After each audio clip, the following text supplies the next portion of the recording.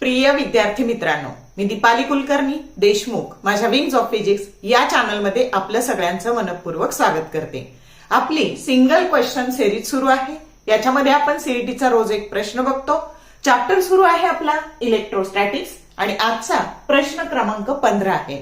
तर ज्या प्रश्नांची उत्तर आपल्याला खूप कमी वेळात येणार आहे ते आपण कुठे टाकलेले आहे, त्या चॅप्टरचा प्लेलिस्ट बघायची आणि त्याचे शॉर्ट व्हिडिओ बघायचे। त्याच्यात तुम्हाला सीईटीचे सोपे सोपे किंवा कमी वेळात बसणारे पीवायक्यू तिथे पाहायला मिळतील आणि जे असे कमी वेळात होत नाहीत तर ते आपण इथं या सिंगल क्वेश्चन सिरीज मध्ये घेतलेले आहे। तर वेळ न घालवता आज पण कपॅसिटरवरच पडलेला प्रश्न जो सीईटी 2023 ला पडलेला आहे तो आपण बघणार आहे। प्रश्न असा आहे बघा, The capacitance of a parallel plate capacitor is 2.5 microfarad when it is half filled with a dielectric as shown in the figure. Its capacitance becomes 5 microfarad. The dielectric constant of the dielectric is option A 7.5, B 3, C 4 and D 5. तर आता बघूयात आपण आपल्याला काय काय दिलेलं आहे। आता याचा टोटल कपॅसिटी ही तुम्हाला 2.5 मायक्रोफॅरेड दिली आणि आता हाफ मध्ये जर एअर आहे आणि दुसऱ्या याच्यात मीडियम टाकले की ज्याचा डायइलेक्ट्रिक कॉन्स्टंट के आहे तर तो आपल्याला शोधायचा आहे। मग आता याच्या वाट्याला कपॅसिटी C1 आणि C2, तर आता ही C1 आणि C2 काय काय झाली तर ती प्रत्येकाच्या वाट्याला आली 1.25। किती आली 1.25 मायक्रोफॅरेड।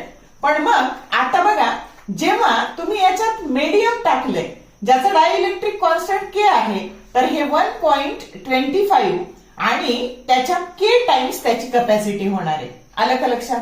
आणि मग आता इथं सोपी ट्रिक वापरायची, याला खूप लेंदी मेथडने पण सोडवता येतो हा, पण आपल्याला सीईटीला जितका कमी वेळात सोडवता येईल तेवढ्या कमी वेळात सोडवायचा आहे। आणि मग आता ह्या दोन्हीची एक वेव्हलेंथ कपॅसिटी तुम्हाला 5 मायक्रोफॅरेड दिलेली आहे।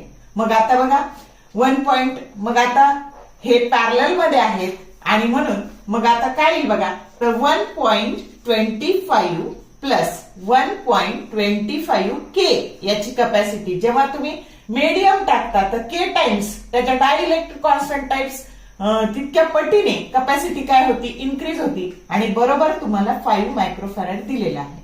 मग आता बघा देअरफोर मग आता तुमचं काय येईल तर हे तिकडे गेले तर 1.25 k that is equal to 5 minus 1.25। आता हे झाले 3.75 आणि मग therefore 1.25 k that is equal to 3.75 आणि k that is equal to मग आता बघा 3.75 डिवायडेड बाय 125। आता बघा बरं तुम्ही याला 1.25 ज्याने डिवाइड केलं तर 3 येईल का नाही, बघा बरं 1 3 जा 3 आणि 25 3 जा 75 म्हणजे डायइलेक्ट्रिक कॉन्स्टंट काय आला मीडियमचा 3। समजलं कसं सोडवलं? परत एकदा सांगते। आता ही टोटल कपॅसिटी तुम्हाला दिली होती 2.5 मायक्रोफॅरेड। मग आता त्याचा हाफ पार्ट केल्यावर याच्या वाट्याला किती आली 1.25 मायक्रोफॅरेड आणि याच्या पण वाट्याला आली 1.25 मायक्रोफॅरेड। पण इकडे एअर ठेवलंय आणि इकडे मीडियम की ज्याचा डायइलेक्ट्रिक कॉन्स्टंट के, मग आता त्याची कपॅसिटी काय होणार आहे तर तेवढे ही ओरिजिनल जेवढी होती C0 असा फॉर्म्युला असतो बघा, C that is equal to C0 times के असं तुम्ही रेग्युलर मध्ये शिकलेला आहात। मग आता याची ही कॅपॅसिटी होती त्याची आता मीडियम टाकल्यावर ही किती झाली C0 times K is dielectric constant जो आपल्याला शोधायचा आहे। आणि मग असं केल्यानंतर त्याची कपॅसिटी ही 5 झाली। हे दोन्ही पॅरलल मध्ये आहेत आणि म्हणून मग आता काय झाले 1.25 plus 1.25 k that is equal to 5 आणि मग याला फक्त सोडवलं, हे तिकडे गेले मायनस झाले, मग 5 मायनस 1.25 दॅट इज 3.75 आणि इकडे 1.25 ते देताना बरोबर दिलेले की राऊंड फिगर येईल असं आणि म्हणून डायइलेक्ट्रिक कॉन्स्टंट काय आला 3 आला। समजलं का? मी खूप सोप्या मेथडने सोडून दाखवलेला आहे। याला लॉंग कट मेथडने फॉर्म्युला घेऊन पण सोडवता येतो पण आपल्याला कमी वेळात सोडवायचं आहे। समजलं का? मग करेक्ट ऑप्शन मग काय आला आपला बी आला। तर बघा आजचा प्रश्न आपण अतिशय सोप्या पद्धतीने सोडवलेला आहे. व्हिडिओ आवडला लाईक करा, शेअर करा, कमेंट करा आणि तुम्हाला सगळ्यांना अभ्यासासाठी best luck and thank you for watching this whole video.